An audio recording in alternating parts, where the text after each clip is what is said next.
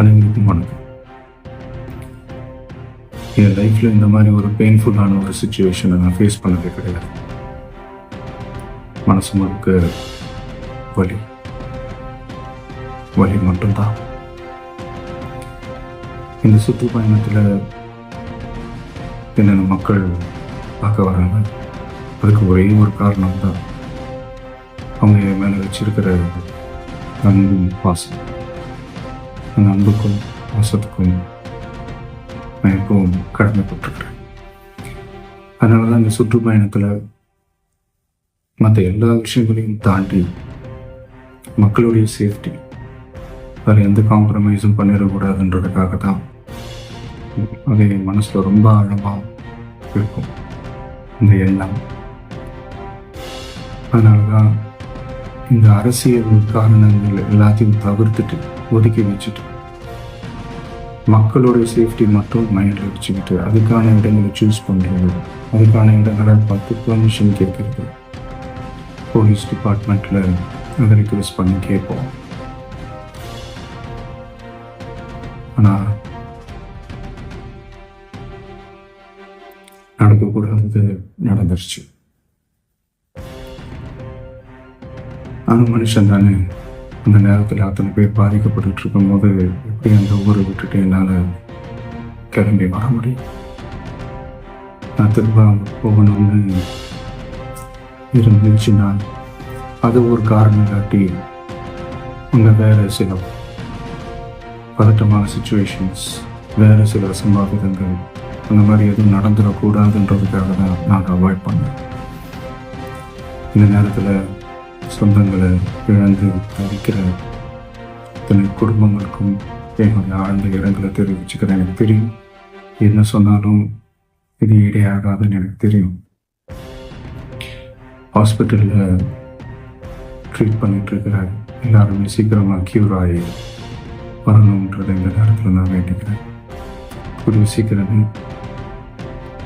எல்லாரையும் நான் சந்திக்கிறேன்.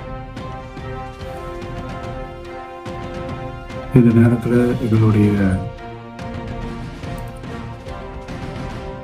வழிகளை, எங்களுடைய நிலைமையை புரிஞ்சுக்கிட்டு எங்களுக்காக பேசின அரசியல் கட்சிகளை சார்ந்த நண்பர்கள், தலைவர்கள் அனைவருக்கும் என்னுடைய நன்றியை தெரிவித்தேன்.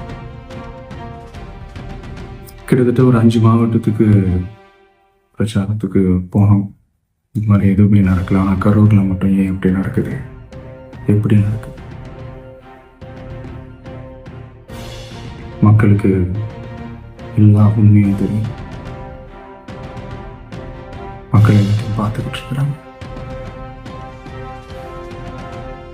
கரூரை சேர்ந்த அந்த மக்கள் அந்த உண்மையெல்லாம் வெளியில் சொல்லும்போது எனக்கு கடவுளே நேரில் வந்து இறங்கி அந்த உண்மைகள்லாம் சொல்கிற மாதிரி எனக்கு தோணுச்சு. சீக்கிரமே எல்லா உண்மைகளும் வெளியில் வரும்.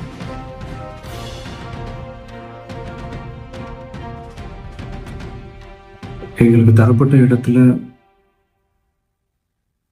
நாங்கள் போய் அந்த ஸ்பாட்டில் இருந்து நாங்கள் பேசிட்டோம். தாண்டி எந்த தவறும் எங்கள் சைடில் நாங்கள் எதுவும் செய்யலை. பட் இருந்தாலும் எங்கள் கட்சியை சேர்ந்த நிர்வாகிகள், தோழர்கள் மேலே எஃப்ஐஆர், அது மட்டும் இல்லை சோஷியல் மீடியாவை சேர்ந்த நண்பர்கள், தோழர்கள் அவங்க மேலே எஃப்ஐஆர்லாம் போட்டு பிடிச்சிட்டு இருக்கிறாங்க.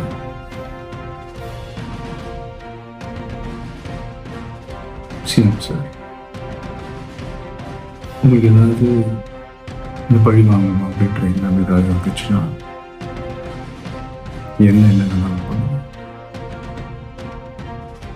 அவங்க மேலே கை வைக்காது. நான் ஒன்று வீட்டில் இருப்பேன், இல்லை நான் ஆஃபீஸில் இருப்பேன். என்ன வேணாலும் செய்யுங்க. நண்பர்களே, தோழர்களே, நம்மளுடைய அரசியல் பயணம் இன்னும் ஸ்ட்ராங்காக, இன்னும் தைரியத்தோட கண்டினியூ ஆகும். தேங்க்யூ.